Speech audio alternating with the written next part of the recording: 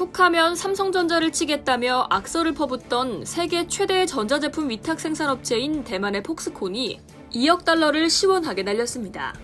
폭스콘뿐만이 아닌데요. 세계 1위 배터리 회사 CATL도 거금을 물었습니다. 중국의 테슬라라 불리던 전기차 스타트업 바이톤에 거액을 투자했는데 이 회사가 거의 파산 지경에 몰렸다는 소식입니다. 14일 중국 언론 20일 스지징지 바오다오에 따르면 중국 전기차 스타트업 바이톤의 운영회사인 난징 지식 뉴에너지 오토모티브 테크놀로지의 채권자인 에콤 네트워크 시스템이 난징시 치샤구 인민법원에 파산을 신청했습니다. 2017년 설립된 바이톤은 한때 촉망받던 전기차 기업으로 6차례 투자를 받은 이력이 있던 만큼 업계 충격도 적지 않습니다.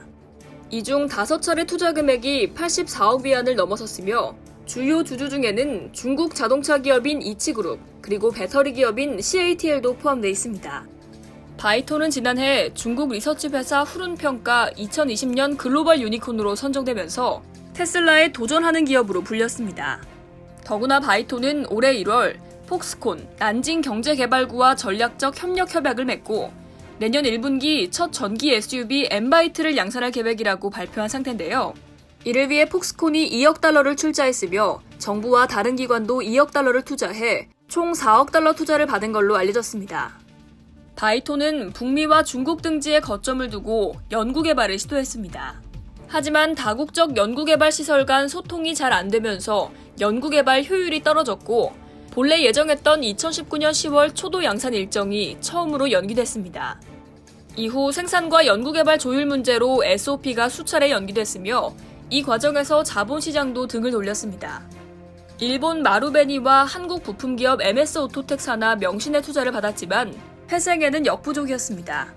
방만한 지출 관리로 인한 현금 흐름 문제도 수차례 지적됐습니다.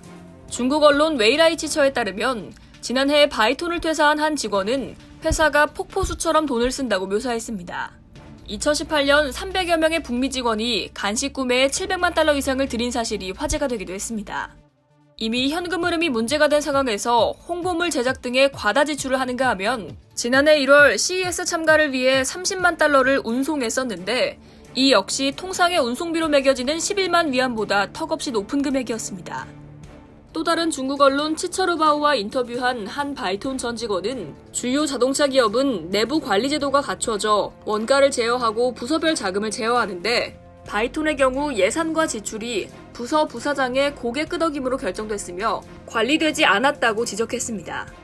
이에 지난해 이미 한 차례 파산 위기를 맞아 지난해 6월 대규모 구조조정을 실시하고 직원 감원을 시작한 바 있으며 당시 6,400명 규모 직원 중 80%를 내보냈습니다.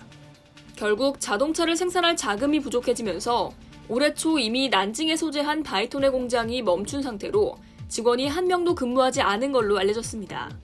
이상 열도TV였습니다.